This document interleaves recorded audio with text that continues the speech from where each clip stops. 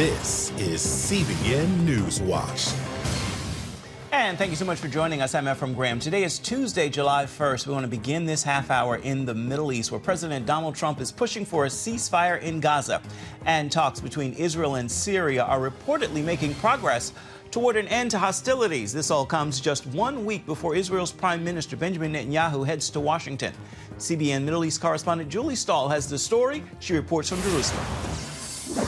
Iran and Gaza will reportedly be the main topics of discussion when Israeli Prime Minister Benjamin Netanyahu will meet with President Trump at the White House next Monday for the third time this year. Trump wants to finish the war in Gaza, preferably within days, but Netanyahu is sticking to his requirements on how the war must end: Hamas freeing all the hostages, laying down its weapons, and giving up power in Gaza. So far, Hamas seems unwilling to agree to any of that. They continue to refuse to lay down their arms or to free the remaining hostages, including the remains of 2 Americans. Even some Europeans admit Hamas has to go for there to be a real peace in Gaza. Let me be clear, Hamas must not be part of Gaza's future. Also in Gaza, the IDF is admitting it has killed civilians trying to get food at the aid sites run by the American-backed Gaza Humanitarian Foundation. But the IDF says those killings were accidents that happened while trying to control chaotic crowds, and they weren't sure who were civilians and who Hamas terrorists. The State Department points out the IDF is trying to figure out exactly why the killings took place. The IDF and Israel have announced that they are, of course, investigating certain incidents. The IDF reports it's made changes around the food distribution sites to help bring down the chaos that has led to violent confrontations. And Israel is blaming the United Nations, which wants to shut down the foundation, for fomenting some of that chaos. Many in the UN are actively spreading disinformation promoted by Hamas-controlled sources, defaming the GHF's work and providing cover for further attacks. Meanwhile, Israel is having hopeful and direct and daily contact with Syria, which could lead to an end of hostilities after decades, but would fall short of a full peace agreement. Israel is eager to make that happen. We have an interest in adding countries such as Syria and Lebanon, our neighbors, to the circle of peace and normalization. But a sticking point could be the Golan Heights. Syria threatened and terrorized Israel from there for nearly 2 decades. Israel gained control of those biblical heights during the 1967 Six-Day War and has developed it since then. In 2019, President Trump recognized Israeli sovereignty over the strategic plateau. In any peace agreement, the Golan will remain part of the state of Israel. Julie Stahl, CBN News, Jerusalem. And here at home, a surprise development in the Idaho college murder case. Defendant Bryan Kohberger has agreed to plead guilty to all counts in the brutal deaths of 4 University of Idaho students. It's a stunning turn after originally pleading not guilty. This latest plea will spare him from the death penalty. CBN's Wendy Griffith has this story. The 30-year-old Kohberger was charged with 4 counts of first-degree murder and 1 count of burglary in connection with the 2022 brutal stabbing deaths of roommates Kaylee Consalvis, Madison Mogan, Zaina Kernoodle, and Kernoodle's boyfriend, Ethan Chapin. Family members of the victims say they learned of the apparent plea deal in a letter from prosecutors saying, "This resolution is our sincere attempt to seek justice for your family." But why did the prosecution enter into it? Perhaps that they've spoken to other victims' families and thought that they supported it. Perhaps they saw a trial that was going to last for months and decided just to get what they could. But I just think that it's not full justice, because if anyone deserves the death penalty, it's this guy. The Consalvis family expressed outrage in a Facebook post saying, "We are beyond furious at the state of Idaho. They have failed us. Please give us some time. This was very unexpected." According to the plea deal, Kohberger, who was studying for a PhD in criminology at Washington State University, not far from where the murders took place, will be sentenced to 4 consecutive life sentences on the murder counts, with no possibility of parole, and the maximum penalty of 10 years on the burglary count. This in exchange for the death penalty to be taken off the table. He will also waive his right to appeal. Prior to the plea deal announcement, friends of the victim spoke with ABC. Does justice lie in a conviction? I don't think there's gonna ever be any justice. I mean, yeah, we can have justice for the conviction of it, but I don't get to still hang out with Ethan. So They still don't get to. They don't have a son. They don't have a daughter anymore. So, is that justice? Probably not. A motive in the murders is still not known, but some say Kohberger should be required to tell why he took these 4 innocent lives. A change of plea hearing is scheduled on Wednesday. Prosecutors anticipate Kohberger will be sentenced in late July. The plea comes just weeks before Kohberger's trial was set to begin. Wendy Griffith, CBN News. Here's some other stories making headlines in the CBN newsroom at this hour. President Donald Trump's big, beautiful bill on tax cuts and spending faces big battles in the Senate.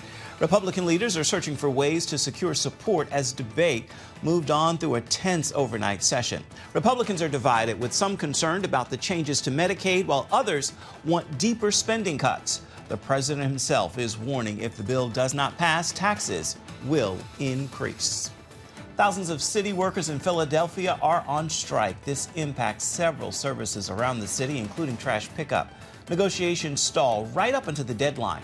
The union says it wants a fair and fiscally responsible contract, which includes wage increases. Western Turkey is dealing with wildfires. Firefighters in the area are making efforts to put out the flames. You can see helicopters and planes dropping water on fires smoldering on the forest. Major heat waves are affecting much of the area in recent days. Want to turn now to Missouri, where a college student is thankful to be alive after a terrifying experience. Driving home from college, Maya Grimes found herself in the middle of an F3 tornado. She told CBN Charlene Aaron about her miracle survival and how it's now serving to inspire others. Driving just outside of St. Louis on May 16th, Maya Grimes noticed the sky turn dark as she talked to her dad on the phone. It just looked like there was a storm coming. So I stayed on the phone with him, and then about a minute passed since we started the phone call, and then the trees started to fall down on both sides of the street. And so I was screaming into the phone, "Dad, the trees are falling, the trees are falling, the trees are falling." Before she knew it, Maya found herself in the middle of an EF3 tornado. She shared her frightening experience recently on CBN's Prayer Link. The trees were falling on both sides of the street. If I swerved onto the other side of the street, I would have swerved into incoming traffic. And then if I would have stayed on the side that I was on, I would have gotten hit by the big oak trees falling on the street called Union. So I ended up driving over a tree, and that's kind of when everything just took a turn. You were caught right in the middle of all of it, and your car started spinning in circles. You were holding on to your steering wheel for dear life. What was going through your mind as your car is spinning around like that? My car started spinning in circles and spinning and spinning. And at the same time as it started spinning, I remember the rain had just started pouring down like right before that point. And there was a lot of hail. So the hail was hitting my car. The rain was pouring down. And like before I could even process that, the car just started spinning in circles. And I was just holding onto the wheel screaming, "Jesus, Jesus, Jesus, Jesus." Then the powerful storm suddenly blew out the windows of Maya's car. I was just thinking, as the windows were all busting out on me on every side of my car, that was it. And that I just, wanted to make it as fast and hopefully painless as possible if those were to be my last moment. I was ejected from my car through the driver's side door, and I slid down the street about 40 yards in the rain and with, the debris and everything falling in the middle of the street. Maya grabbed onto a light post, the only thing left standing, and held on for dear life. After the wind died down, she flagged down a nearby ambulance for help, suffering only a few cuts and bruises, for which she gives God all the credit. While the rising senior says her near-death experience was traumatic, It's also strengthened her relationship with Jesus, a story she now shares across social media to point others to the one true lifesaver. I'm 20 years old, and I know that a lot of people my age may be like on the fence or kind of struggling with their faith. And so the reason for me posting was just to say, like, get right with God, because life is so uncertain. You know, the plans that we have for ourselves are not always the plans that God has for us. And this whole situation really just put that into perspective, how serious life is and just how important it is to make sure that other people also know the importance of getting right and forming a real relationship with God. Charlene Aaron, CBN News. Coming up, it is the Trump doctrine, how the president's unorthodox foreign policy of America first is reshaping the Middle East and the rest of the world.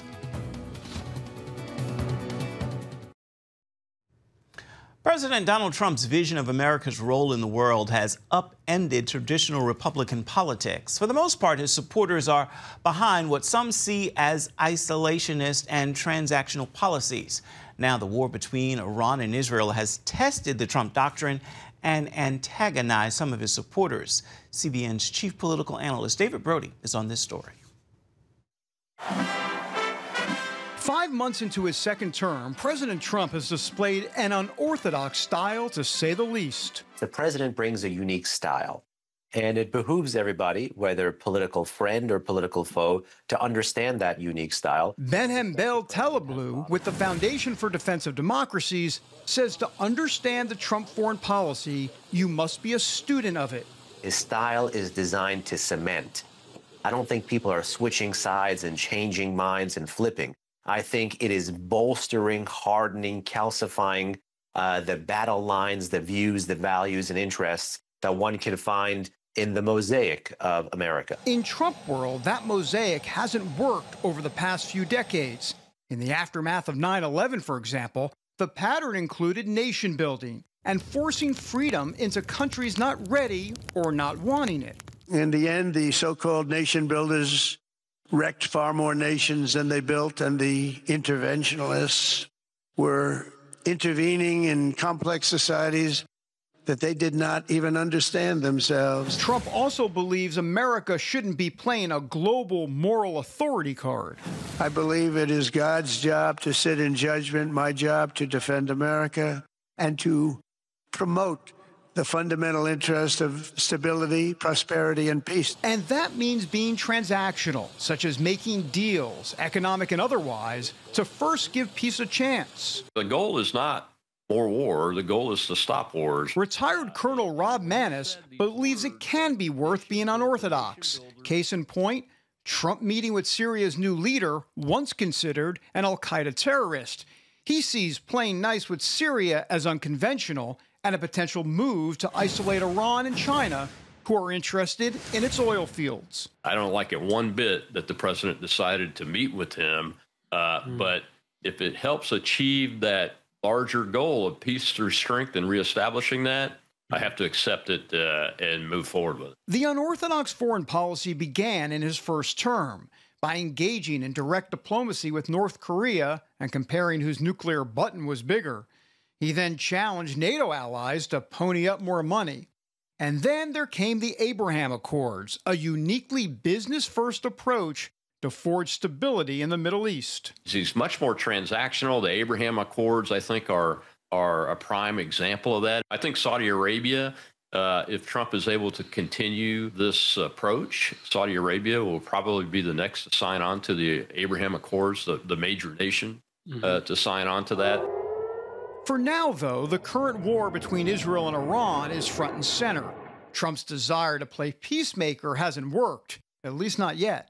It behooves the president certainly to try to work peacefully to resolve the Iranian nuclear crisis, but also to remember, who is the actual enemy here and not be afraid to, just as President Reagan did, to call evil and to call a spade a spade. It's put the president in a potentially difficult situation with a MAGA base that doesn't want to be drawn into foreign conflicts, and it's a view projected by his vocal vice president. No more undefined missions. No more open-ended conflicts. We're returning to a strategy grounded in realism and protecting our core national interests. And while that's been the Trump doctrine, the Israel-Iran war has muddied the waters. Influential voice Tucker Carlson accuses the U.S. of being complicit in the act of war by backing Israel against Iran. I am saying this because I'm really afraid that my country's going to be further weakened by this. I think we're going to see the end of American empire. Obviously, other nations would like to see that, and this is a perfect way to scuttle the USS America on the shoals of Iran. But it's also going to end, I believe, Trump's presidency. Trump brushes off the criticism, saying since he came up with the America First doctrine, he decides what it is and what it is not, saying, quote, "For those people who say they want peace, you can't have peace if Iran has a nuclear weapon." And over the weekend, President Trump made that very clear with a surgical strike on the country's key nuclear facilities. And United States military action, by the way, may not stop there. Iran, the bully of the Middle East, must now make peace. If they do not, future attacks will be far greater and a lot easier. He's proven that what really does matter is U.S. power, is U.S. primacy, and a vigorous defense of that will mean a more secure homeland and more secure American interests abroad. And we're seeing it play out in real time with world events all over the globe. David Brody, CBN News, Washington. Still ahead, there's a new medical condition, and you may not even know you're suffering from it. It's called tech neck. We'll show you what it is and how you can prevent it right after this.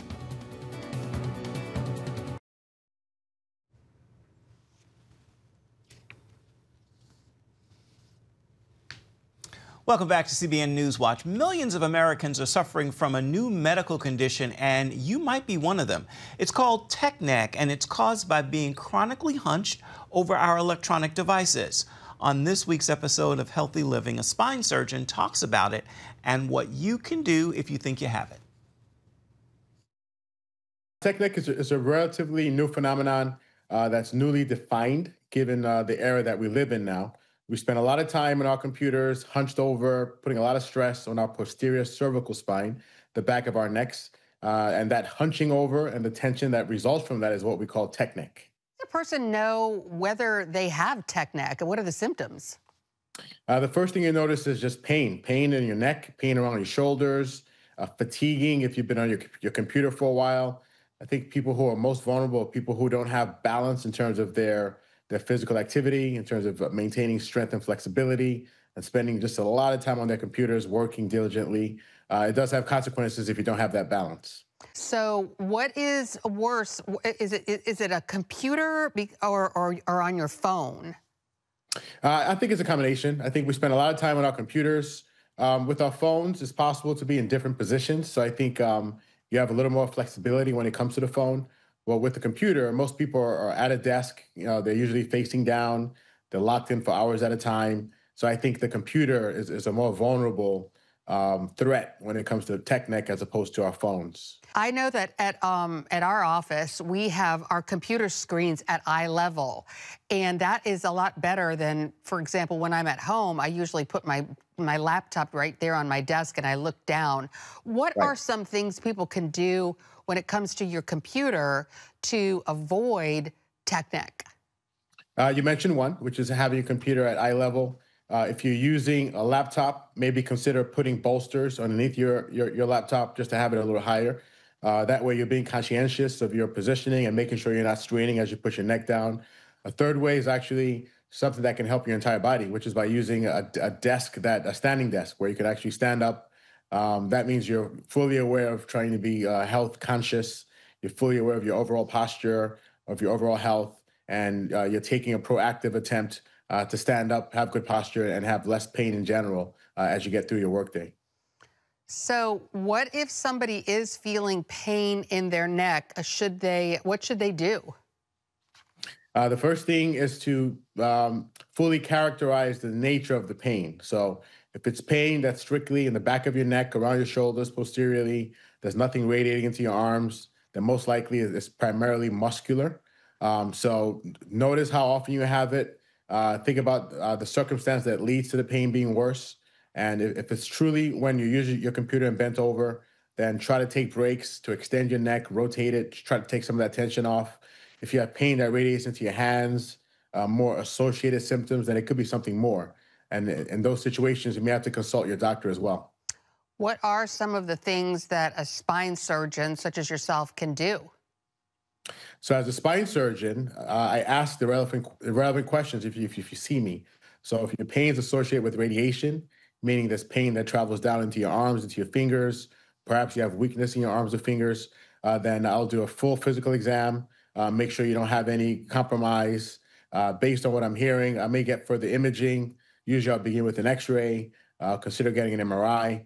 Once I've fully understood your anatomy, then that will then determine the next steps in treatment. Does tech neck ever go away on its own? It can, but only if you've made the proper adjustments in your life. So if the pain is resulting from bad positioning, and if you continue in that bad positioning, then it's not going away. But if it's strictly positioning, you recognize it, you make the adjustments, and you're more balanced, then yes, it absolutely can go away. And you can learn more about tech neck as well as how to avoid it and other issues that plague millions of Americans' lower back pain on this week's edition of Healthy Living. You can find it today on the CBN News Channel at 2:30 and again at 8:30 Eastern. You can also see it on the CBN News app or find it on YouTube. Stay with us. Your Tuesday Tweetable is coming up next.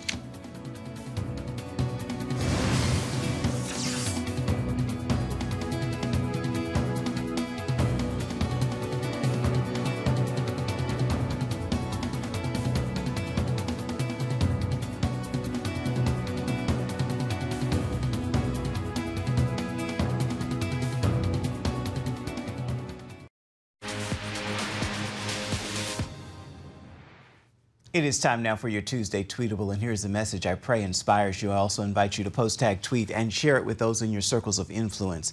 The greater the trial, the greater the triumph. The storms of life will blow, but don't lose hope in the middle of the storms. The skies will soon clear, and there is greater on the other side. Well, that will do it for this edition of CBN NewsWatch. You can always find more of our news programs on the CBN News Channel. You can find them there at any time. You can also find them online. That address is cbnnews.com. You can also reach out and touch us. You can email us, rather, at newswatch@cbn.com. We'd love to hear from you. Let us know what you think about the stories you've seen here today or any day. And you can reach out and touch us on Facebook, Instagram, and X, formerly known as Twitter. Thank you so much for watching on this Tuesday. We'll see you back here same time tomorrow. Goodbye. God bless.